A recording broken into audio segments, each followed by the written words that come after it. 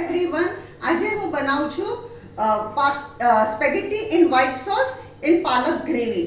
એના માટે મેં એક જોડી પાલક લીધી, એને મેં બાફી અને એને સ્ટીમ કરી ઠંડી કરી અને 3 લીલા મરચાં સાથે મિક્સચરમાં ગ્રાઇન્ડ કરી દીધી. આમાં 3 લીલા મરચાં નાખ્યા છે. બીજી સામગ્રી જોશે: મીઠું, મરી, 6 ટેબલસ્પૂન બટર, 5 ટેબલસ્પૂન મેદો,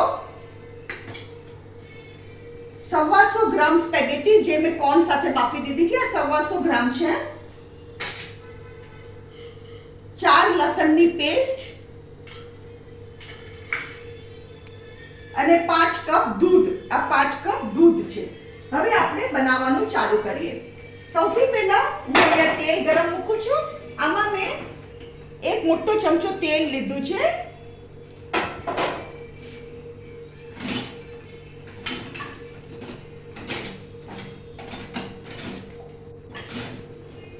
આ છે ને મોટો ચમચો તેલ લેવાનું, એ ગરમ કરવા મૂકું છું. એમાં હું આ પાલક નાખી દઉં.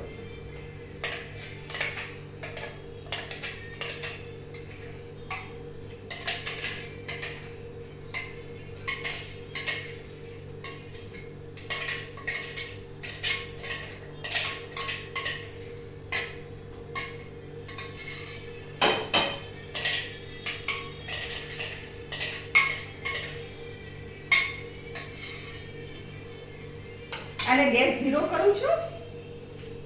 આમાં થોડું પાણી નાખું છું.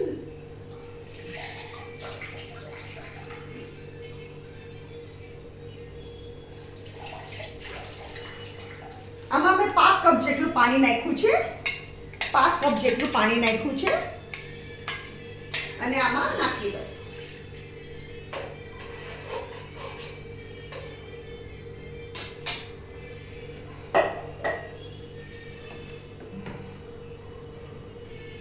આમાં હવે આપણે નાખવાનું સોલ્ટ.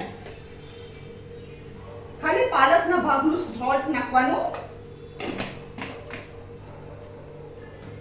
અને કાલા મરીનો પાવડર. કાલા મરીનો પાવડર મેં એકદમ થોડોક મરી પાવડર નાખ્યો છે, બહુ નહીં નાખવાનું કારણ કે લીલા મરચાની બી તીખાશ છે. એકવાર આપણે એને મિક્સ કરી દઈએ અને આ બાજુ હવે ગેસ પેટાવું છું.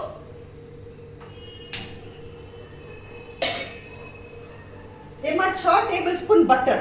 એકચ્યુઅલી વ્હાઇટ સોસની રેસીપી શું છે? 5 ટેબલસ્પૂન બટર અને 5 ટેબલસ્પૂન મેંદો.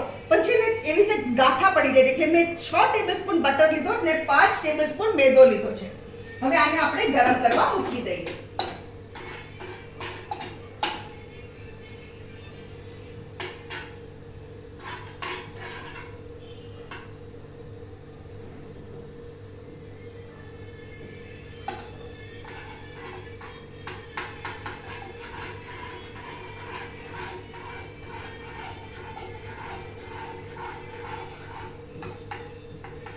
આ બટર મેલ્ટ થઈ ગયો આપણો.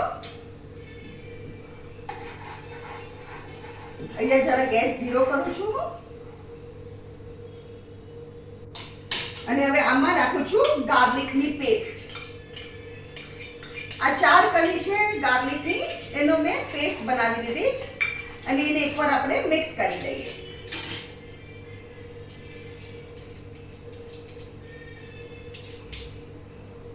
અને હવે એમાં હું નાખું છું આ મેદો.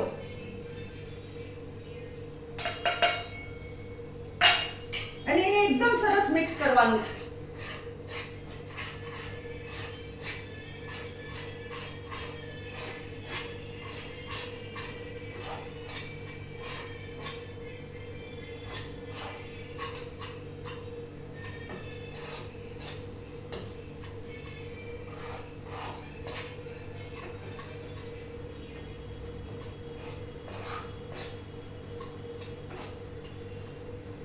તમારાથી જો તમે પહેલી વાર બનાવતા હોય ને ગાંઠા પડે ને તો બહુ ટેન્શન નહીં કરવાનું. તમારી પાસે ઇલેક્ટ્રિકલ ઓલું હોય ને હેન્ડ મિક્સી, તો એનાથી તમે એકવાર ઝેરી કાઢશો તો તમારો વ્હાઇટ સોસમાં બધા ગાંઠા વયા જશે.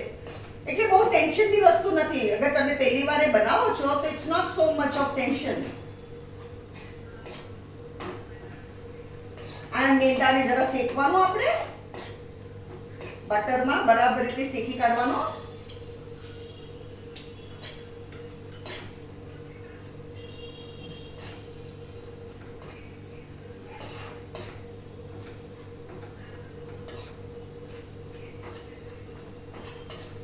મેં જરા ગેસ ફાસ્ટ કર્યો પાછો, કારણ કે નોનસ્ટિક છે ને જલ્દી ઠરી જાય છે.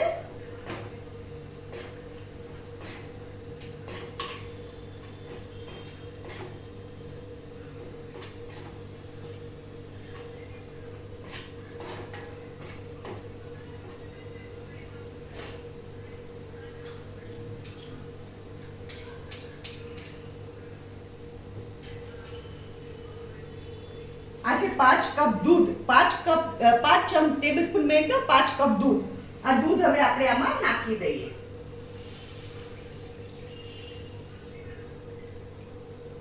અને હવે આપણે આમાં નાખશું મરી, કાલા મરી પાવડર, સોલ્ટ અને પેપર. આ પેલા પેપર નાખું છું હું. અને હવે મીઠું નાખી દેવાનું. બટર ખારો હોય એટલે મીઠું એ પ્રમાણે નાખજો, કારણ કે બટર એ બહુ ખારો હોય.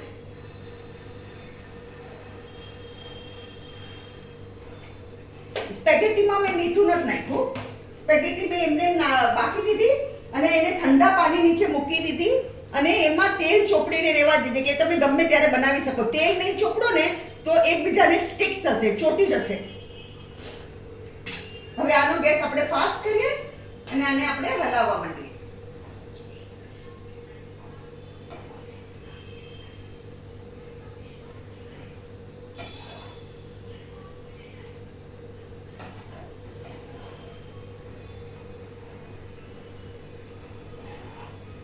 હવે અહીંયા હું શું કરું છું, આ ગેસ ઉપરથી કાઢી લઉં છું અને આ ધીરો કરી આ ગેસ ઉપર આ મૂકી દઉં છું.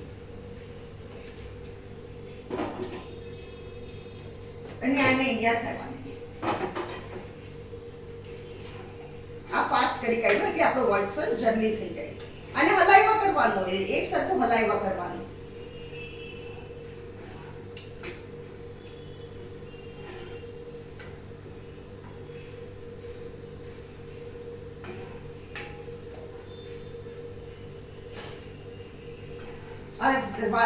બહુ રેસીપી ટેસ્ટી લાગે. આ વાનગી તમારે એકદમ ટેસ્ટી થાય છે, બચ્ચાઓને તો ખૂબ ભાવશે.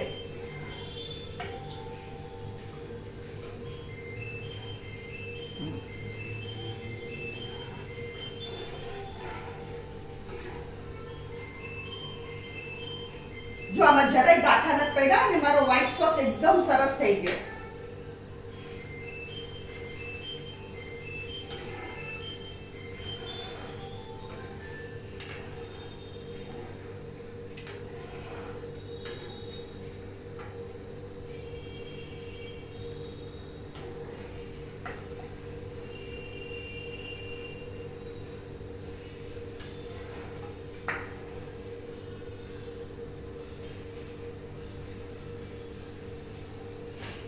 વ્હાઈટ સોસ થીક થાય એટલે હું એમાં સ્પેગેટી નાખી દઈશ.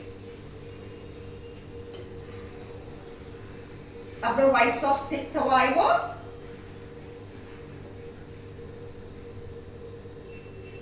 હવે એમાં હું આ બધી સ્પેગેટી નાખી દઉં છું. Spaghetti with corn. કોર્ન મેં એક મુઠ્ઠી લીધા છે, 125 ગ્રામ સ્પેગેટી ને એક જ મુઠ્ઠી કોર્ન.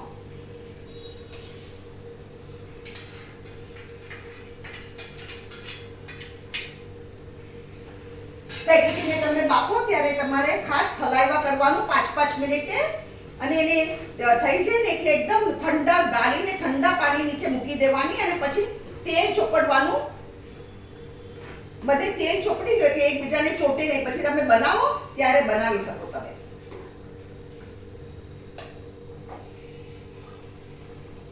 જો આ છે મારું વ્હાઈટ સોસ ઇન સ્પેગેટી. હવે આ છે પાલક આપણું થાય છે, એમાં આપણે આ બધું ઠેલવી દેવાનું.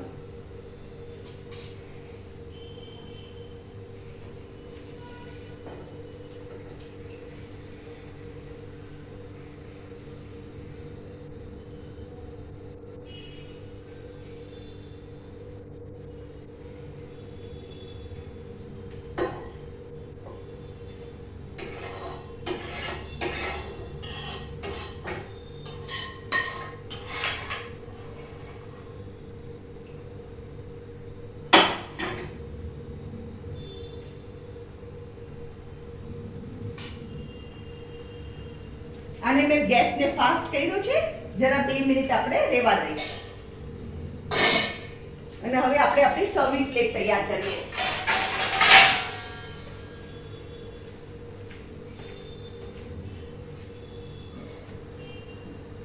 જો એટલું ડિલિશિયસ લાગશે આ.